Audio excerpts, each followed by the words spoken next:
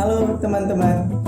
Wah, nggak terasa ya bahwa teman-teman sebentar lagi akan menyelesaikan kursus atau KTPC persiapan komuni pertama.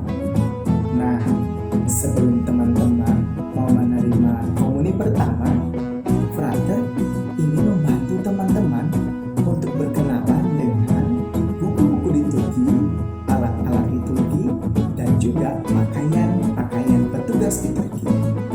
Nah, mau tahu bagaimana? Nah, langsung saja ya. Nih, saksikan.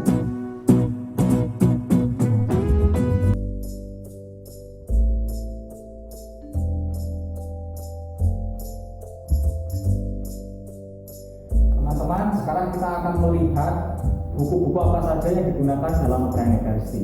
Yang pertama, ini buku yang tebal ini, buku misa, digunakan pada hari Minggu dan hari Raya.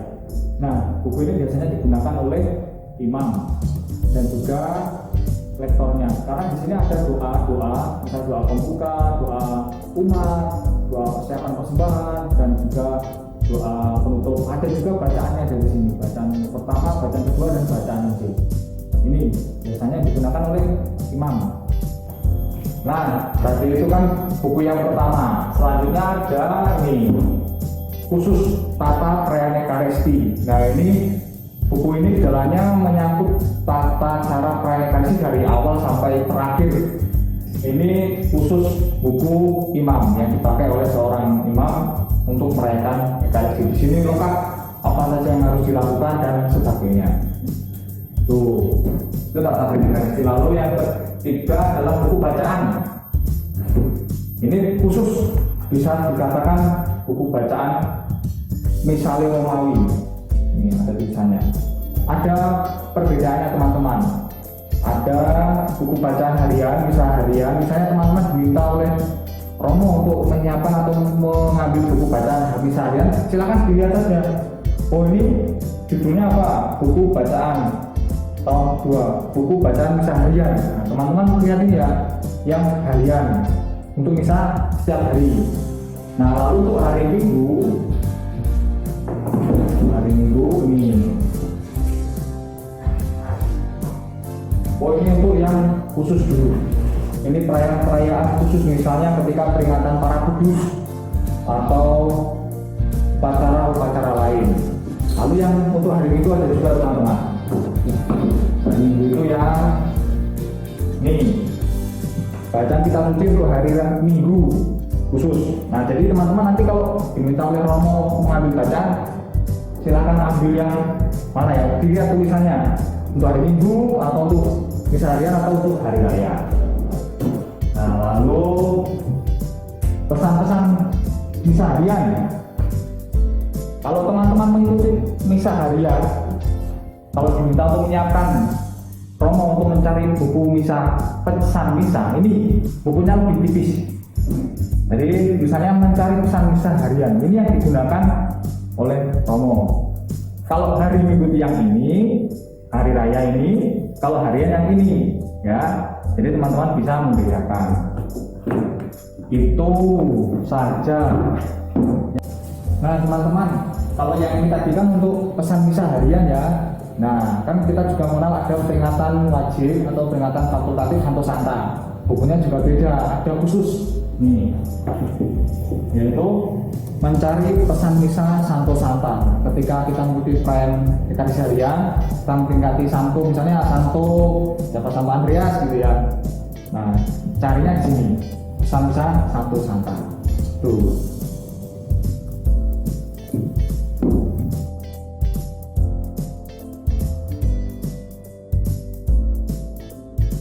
Nah, teman-teman, bagaimana kita menyiapkannya? Yang pertama, ketika misa hari Minggu ya, hari Minggu atau hari Raya, ini yang perlu ada di mimbarnya Romo khusus. Yang pertama ini buku misa, lalu yang kedua ini tata perayaan Ekaristi. Ini dua ini yang harus ada di mimbar Romo. Itu ya. Lalu kalau misa harian itu pakai yang ini. Jadi ini di mimbar Romo, ini untuk pesan misanya ya, itu wajib. Kalau pas hari peringatan Santo Santa, cari yang khusus Santo Santa ini. Tuh. Itu di mimbar Romo ya. Lalu ketika di mimbar bacaan atau istilahnya ambu, ya hanya buku bacaan saja. Dan juga nanti kalau pemasmurnya belum membawa buku Mazmur, kita siapkan. Ini buku Mazmurnya. Tuh. Setelah itu sudah tidak ada lagi.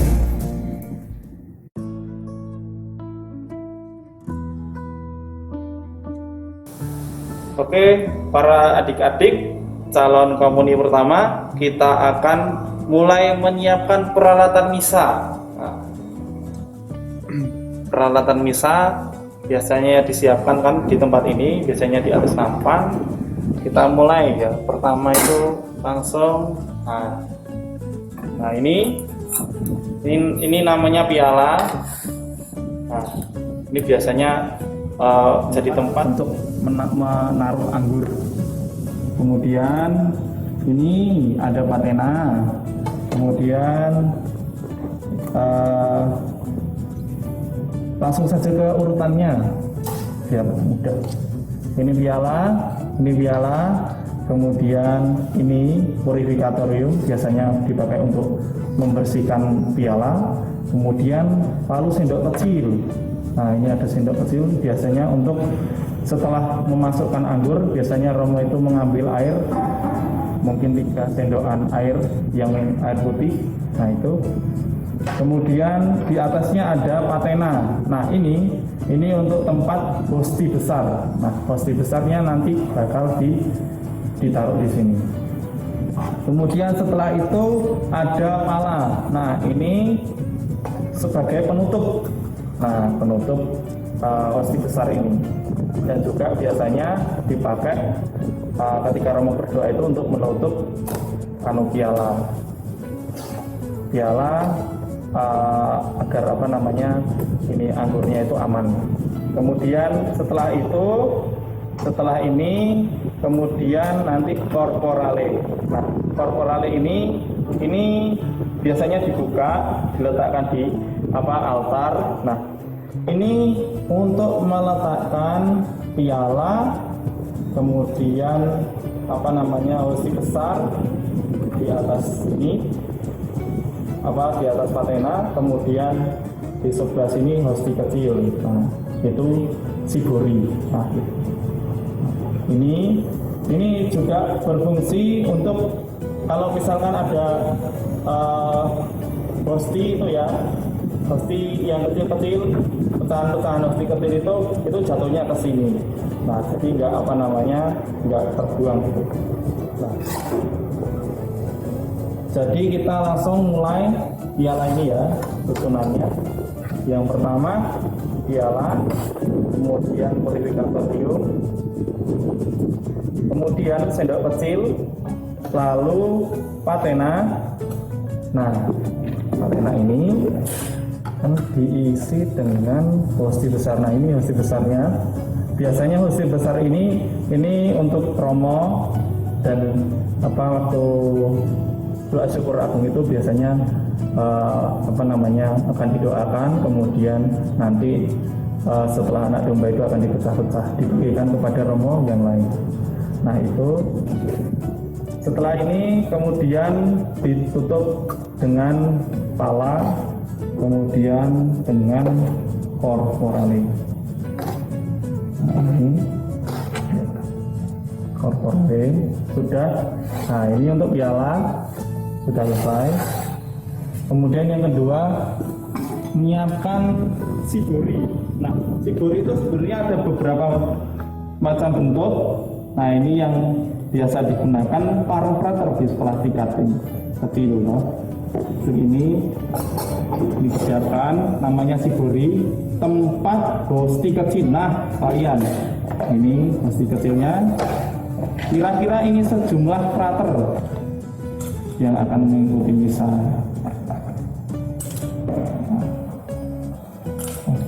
Nah ini hosti kecil. Nah ini biasanya untuk umat hosti kecil ini. Nah perhatikan. Lalu tutup. Kemudian ampul. Nah, ampul ini 2 gelas kecil ya. Seperangkat ini namanya ampul. Nah, mulai dari gelasnya, tempatnya. Nah, kemudian ada kain kecil penutup. Nah, ampul ini diisi, yang satu diisi anggur. Anggur itu ya kira-kira dikira-kira saja cukup gitu. Kemudian yang paling banyak itu adalah airnya. Nah, yang satu anggur, yang satu air putih. Kemudian setelah selesai ditutup. Nah, ini untuk ampul sudah. Kemudian yang terakhir yang perlu kita siapkan itu adalah lavabo. Lavabo tempat untuk membersihkan. Ini Romo biasanya cuci tangan. Ada 2 macam. Kalau yang ini maka biasanya Romo memasukkan tangannya, kemudian mencuci, kemudian ada lapnya. Nah, mengelap, kemudian kalau yang versi yang lain biasanya ada yang cereknya atau tekonya untuk menuangkan air, kemudian Romo tinggal begini, kemudian nanti tinggal membersihkan. Nah, seperti itu. Nah, nanti tempat yang satu lagi itu tempat air yang sudah digunakan. Nah, kira-kira itu sekali lagi kita ulangi ya. Ini ada piala,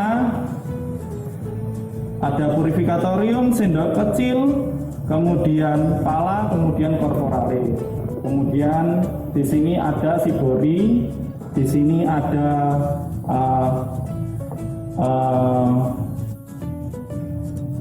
di sini dulu. Di sini ada lavabo dan di sini ada ampul. Nah, sekian yang bisa Frater bagikan. Ini tentang peralatan misa. Jadi sekarang sudah siap untuk mempersiapkan misa.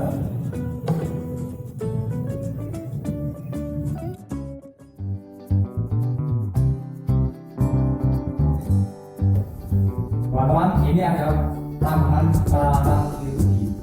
Yang pertama, kita bisa melihat ini namanya adalah monstran. Dipakai ketika ada adorasi. Teman-teman kalau pernah mengikutinya adorasi sakramental kudus, ini adalah monstran. Nah, lalu hosti biasanya menggunakan hosti besar ya. Hosti besar yang sudah dikonsakrir itu diletakkan di dalam. Jadi monstran ini bisa dibuka, kemudian hosti besarnya itu diletakkan, tempatnya itu ada penjepitnya. Namanya ini namanya adalah penjepit. Hosti besar itu namanya lunula. Jadi hosti besar ditaruh di sekitar tempat ini, kemudian dimasukkan ke dalam monstran. Nah, lalu ditutup. Tuh. Tapi jangan lupa nanti kalau kita menyiapkan di bawah monstran ini harus ada korporale ya. Jadi korporale tadi yang menjadi bagian dalam piala dia kain sebenarnya itu monstran. Nah, teman-teman, setelah ada monstran kemudian ada wiruh. Ini yang namanya wiruh atau istilah latinnya itu namanya turibulum ya. Tempat sarangnya di dalam sini. Ini ya. Tuh. Ini wiruh namanya. Lalu wiruh itu selalu ada pasangannya. Pasangannya itu adalah dupa. Nah, dupa itu tempat dupa ini namanya ini ya. Tentunya bisa bermacam-macam, tetapi namanya adalah navicula. Jadi tempat untuk menaruh dupa atau ratus. Ini selalu berpasangan ya antara wiruh dan navicula. Lalu ada lagi ini namanya tempat air suci. Tempat air suci ini tempatnya. Ini ada tempat untuk air suci bejana atau istilah latinnya itu aspergillum. Sementara alat untuk meracik air sucinya namanya adalah hisop. Ya, hisop. Ini ada yang bentuknya seperti ini, lalu ada yang kecil untuk hal-hal sederhana, lain-lain sederhana. Jadi itu teman-teman, tambahan peralatan yang ada di dalam liturgi.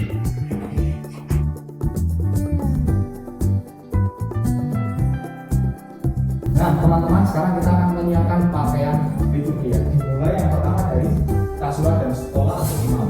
Seorang pimpinan harus bisa menyiapkan pakaian untuk gimana? Ya, oke.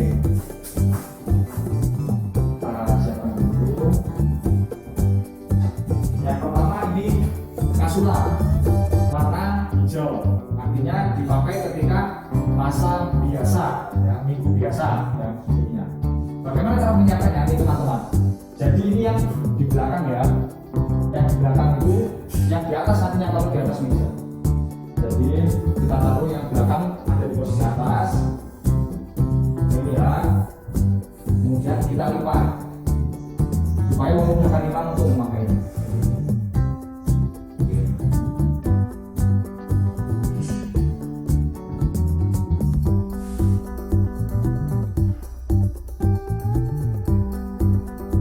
Nah seperti ini. Jadi nanti kalau imam memakai tinggal mengambilnya dengan mudah. Setelah kasula selesai, kemudian kita siapkan stola di atasnya, karena stola itu dipakai dulu nanti. Stola itu nanti letaknya berada di dalam tas juga. Di stolanya karena panjang ya kita persiapkan dengan lipatnya supaya mudah imam memakainya. Itu ya. Nah seperti ini. Jadi nanti romo ketika sudah memakai alba, kemudian memakai stola dulu, setelah itu kasula. Seperti itu teman-teman. Nah selain itu, selain warna hijau kita akan melihat pakaian itu yang lain ya. Oke kita lihat sekarang. Ada ya. Tadi itu warna hijau itu masa biasa. Nah sekarang kita mulai ke yang merah ini ya. Ini biasanya dipakai ketika Minggu Palma, kemudian Jumat Agung, kemudian Pentakosta. Nah, kemudian ini peringatan para martir. Nah, para martir orang yang sudah mempertahankan imannya, kemudian itu biasanya punya buku, kemudian susu. Tapi karena mempertahankan imannya, nanti diperingati dengan kamu biasanya memakai kasula warna ini, termasuk stolanya. Kemudian selanjutnya, nah ini warna ungu, ini biasanya dipakai untuk masa Advent, nah, menjelang Natal, kemudian masa Prapaskah. Nah itu, kemudian dengan dulunya itu ada warna warna hitam. Nah warna hitam itu biasanya dipakai untuk kematian orang yang meninggal itu romo mungkin bisa pakai kasula kan. Tapi karena sekarang ini berkembang jadi warna ungu, jadi ini juga menandakan suasana yang sedih, kemudian yang maksudnya bukan sedih ya, berpengharapan gitu, berpengharapan. Kemudian namanya orang meninggal kan, nah kita juga ikut merasakan itu. Kemudian ini ada warna putih. Nah, ini warna putih ini biasanya dipakai untuk perayaan besar, perayaan Natal, perayaan Paskah. Kemudian masa Paskah. Dan juga Orang Kudus. Nah, Orang Kudus itu ini biasanya dipakai. Kemudian, kalau ini kasula ini biasanya ada sih. Ini kan warna putih. Nah ini kan beda lah. Ini kan kayak warna kuning, tapi ini termasuk juga warna putih. Kemudian,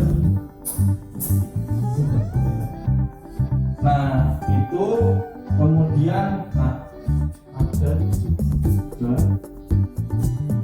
dan ini namanya alba. Ini biasanya alba itu ada registrasinya atau tidak ada bunyi-bunyinya. Nah itu tuh membedakan ini yang digunakan untuk para pelayan, untuk di romo, kemudian koordinator, kemudian petugas masmur, lektor. Nah itu kemudian juga para misioner. Nah terus kalau yang juga itu biasanya berkancing. Nah juga itu adalah pakaian biara, misalnya para itu menggunakan itu. Kemudian kemudian ada juga pakaian untuk apa namanya missinar. Nah, biasanya apa namanya adalah superbly. Nah itu biasanya dipakai untuk para missinar ya. Setelah menggunakan alba kemudian dilapisi oleh superbly. Nah sebenarnya macam-macam ya di tempat di gereja, masing-masing gereja itu superbly-nya macam-macam sesuai. Biasanya ini kemudian ada juga itu tuh di bagian sininya itu biasanya kalau masa biasa warna hijau menggunakan warna hijau, menggunakan peringatan Natal warna merah. Itu kemudian ada lagi ini adalah pakaian diakon namanya dari. Nah ini biasanya dipakai untuk para diakon itu siapa? Diakon itu yang mau imam gitu. Nah diakon itu siapa? Diakon itu yang calon romo yang sebentar lagi jadi romo. Nah itu jadi ini dipakai diakon sudah pakai alba, kemudian ada setelah. Nah setelahnya itu beda. Kalau romo kan setelahnya kan lurus ya, ada ini melingkar sampai ke bawah. Nah itu kalau diakon itu samping dari sini sampai ke setelah itu baru jadi alba setelah menyamping kemudian dihormati. Nah itu untuk diakon. Nah selanjutnya ini ada juga ini yang membedakan dari alba. Kalau alba kan itu kan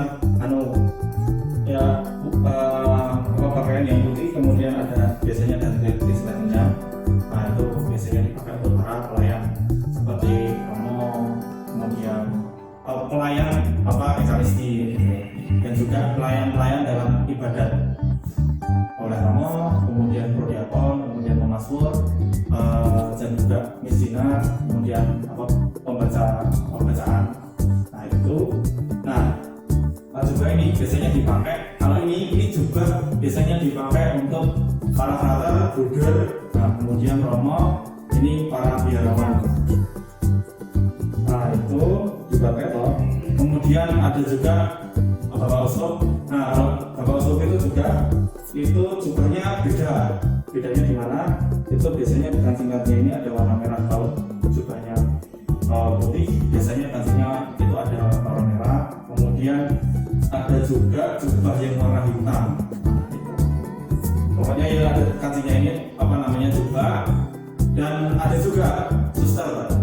Yang dipakai suster itu pakaian membiara, itu dinamakan juga itu pakaian membiara suster. Jubahnya suster. Itu kemudian biasanya alba itu kan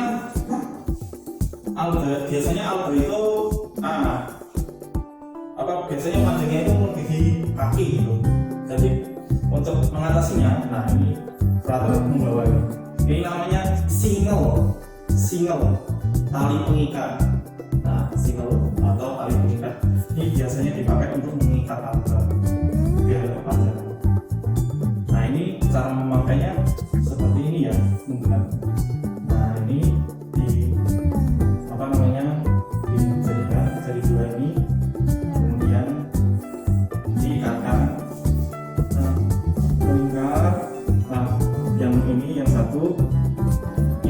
Ini dimasukkan ke sini.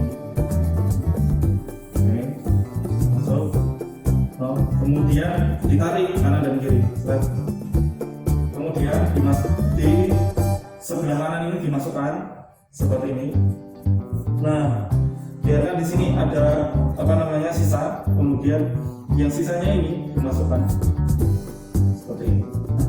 Ini kemudian yang sebelah sini sama saja. Nah ini untuk mengikat alba biar tidak kepanjangan. Namanya single. Oke, lepas dulu. Lalu selanjutnya ada yang namanya velum. Wah, velum. Kita dulu. Nah ini velum. Nah ini sebagai misioner penting ini. Ini jangan sampai menyentuh tanah ini ya. Jadi membawanya itu jangan sampai menyentuh tanah. Kalau misalkan adik-adik itu misdinar, itu pendek, itu usahakan jangan sampai menyentuh tanah ya. Karena kenapa? Karena ini nanti digunakan, velum ini digunakan untuk Romo mengangkat monstran. Monstran itu apa? Monstran itu adalah tempat untuk meletakkan sakramen Maha Kudus. Nah, ini biasanya digunakan misdinar biasanya memegangnya seperti ini. Nah, yang polos ini ini akan dikenakan ke Romo, di belakang Romo, di belakangnya Romo, kemudian menggunakan, kemudian Romo mengaitkan dan nanti akan digunakan untuk mengangkat monstran. Itu kemudian melipatnya itu dilipat terbalik ya. Jadi yang ada gambarnya atau yang biasanya sih dalamnya itu polos, kemudian yang luarnya itu ada ukir-ukiran. Nah, yang ada ukir-ukiran ini itu dilipat juga. Kemudian ini dilipat saja biar rapi. Nah, itu ya. Nah, kira-kira itu teman-teman. Tadi ada apa saja? Ulangi. Ada yang pertama dalmatik. Nah, yang kedua itu ada jumlah. Yang ketiga ada single atau tali. Kemudian yang keempat ada velum. Oke, terima kasih. Nah, teman-teman, bagaimana? Mudah dimengerti bukan? Semoga penjelasan Frater mengenai buku-buku liturgi, alat-alat liturgi, dan pakaian-pakaian petugas liturgi dapat mudah dimengerti oleh teman-teman sekalian, sehingga teman-teman dapat mempersiapkan komuni pertama dengan baik nih.